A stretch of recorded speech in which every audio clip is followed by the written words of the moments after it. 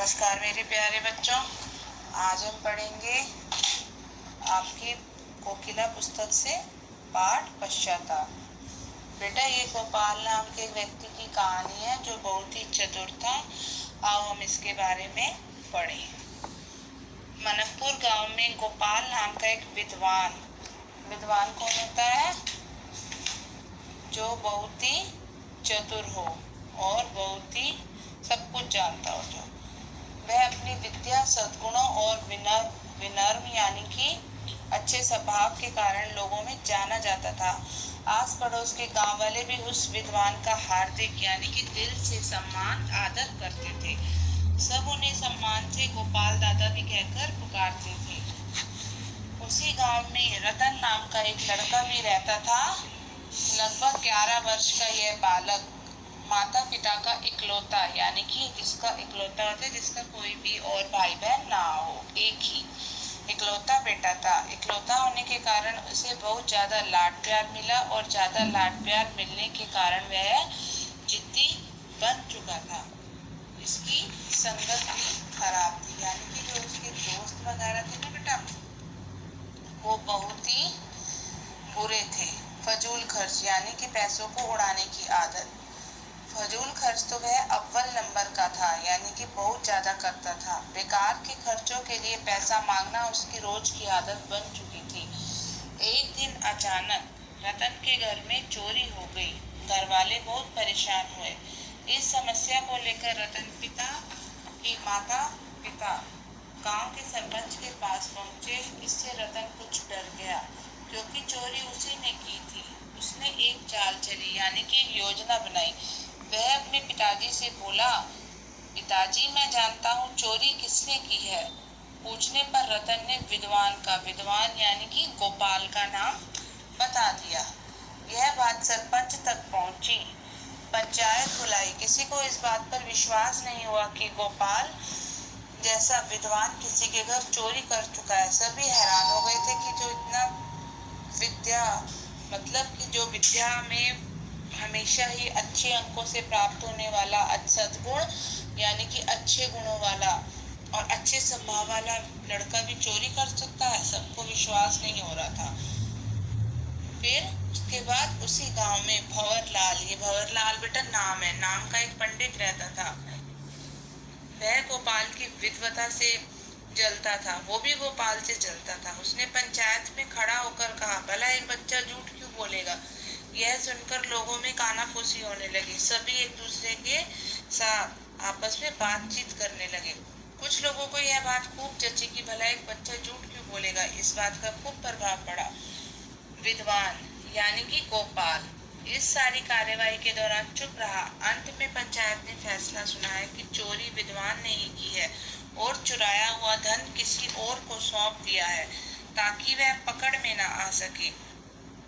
वो समझ चुका था सारी बात को, तो उसने सोचा कि अब मुझे अपने बचाव के लिए भी कुछ करना पड़ेगा। विद्वान ने अपने बचाव में कुछ नहीं कहा यानी कि गोपाल ने। गांव वालों ने उसे दोषी मानकर गांव से बाहर निकाल दिया और उसका सारा सामान मिट्टी में मिल गया यानी कि उन्होंने फेंक दिया था। वह विद्वान गांव के बाहर एक छोटी सी कुटिया में रहने लगा। अब उसका जैसे तैसे गुजारा होने लगा। कभी खाने को मिलता था तो वह कभी खाली पेट ही सो जाता था यानी कि उसे सोना पड़ता था। बीमार होने पर तो उसकी हालत और भी खराब हो जाती। दवा देना तो दूर, उसका कोई हाल तक पूछने नहीं जाता था क्योंकि सब लोग क्या करते थे, उसको बुरा व्यक्ति समझने लग गए थे। तो जो डॉक्टर वैद्य वगैरह थे वो उसको दवाई भी नहीं देते थे और ना ही उससे उसकी बीमारी का हालचाल पूछने के लिए कोई जाता था। रतन भी यह सब देखता। अब उसे विद्वान की हालत पर तरस आने लगा। उसको विद्वान की हालत पर बेटा क्या आने लगा?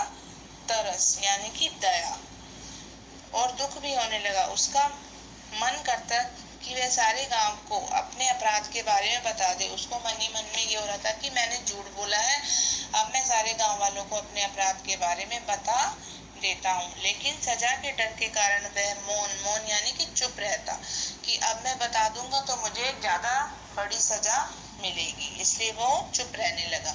इसका एक प्रभाव यह हुआ कि उसका गलत संगत में रहना बंद हो गया। उसकी बुरी आदतें छूट गई। अब वह कभी कभार व्यवहार उस विद्वान से मिलने उसकी कुटिया पर जाने लगा। कभी कभी उसके लिए खाना या दवा आदि भी ले जाने लगा। विद्वान यानी कि गोपाल उसका हमेशा स्वागत करता था, यानी कि जब वो घर आता था तो उसके साथ गलत व्यवहार नहीं करता था और उसके साथ खुशी खुशी बोलता था, एक मुस्कान के साथ करता। और कभी उसके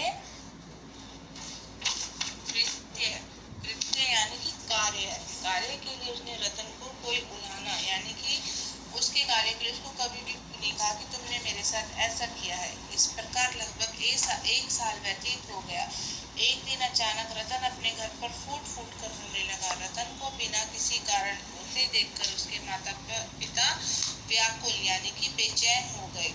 जब उसने रोने का कारण पूछा तो उसने सच्चाई उगलती और रतन ने कहा, हमारे घर में जो 1 साल पहले चोरी हुई थी उसने वह गोपाल दादा ने नहीं की, मैंने की थी। मैं भटक गया था और मैंने अपनी इच्छाओं को पूरा करने के लिए पैसे चुराए थे और गोपाल दादा पर आरोप लगा दिया। उसने अपने माता पिता को सारी बात सच्ची सच्ची बता दी। रतन के पिताजी ने उसके सिर पर हाथ फेरा।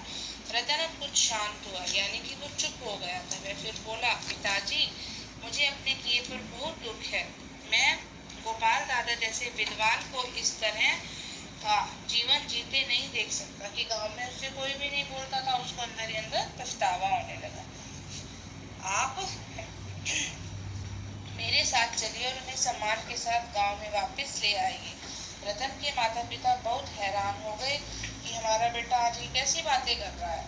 रतन को साथ लेकर वे विद्वान के साथ पहुंचे और उन्हें सारी बात बताई। पूरी बात सुनकर विद्वान यानी कि गोपाल चुप रहा और रतन के पिताजी बोले, इस बालक के झूठ के कारण आपको नाहक यानी कि बिना वजह दंडित यानी कि आपको काम से अलग कर दिया गया है। मैं भी पाप का भागीदार बना, हमारी गलती क्षमा कर दो। वो उससे माफी मांगने लग गए थे कि हमें माफ कर दो, अब हम आपको वापस गांव ले जाने के लिए आए हैं। विद्वान तब कुछ नहीं बोला, केवल मुस्कुरा दिया। रतन के पिता ने विद्वान यानी कि गोपाल से पूछा, जब आप निर्दोष थे तो आप कुछ बोले क्यों नहीं? यदि आपने ये काम नहीं किया था तो उस टाइम आप बोले क्यों नहीं? अब विद्वान ने उत्तर दिया, यदि मैं आपको निर्दोष साबित करने की कोशिश करता तो यह बच्चा दोषी हो जाता, यानी कि ये झूठा कहलाता। मैं ऐसा नहीं चाहता हूँ। मैं इस बच्चे से प्रेम करता हूँ यानी कि प्यार करता हूँ और अपने ढंग से ही इसे सुधारना चाहता था।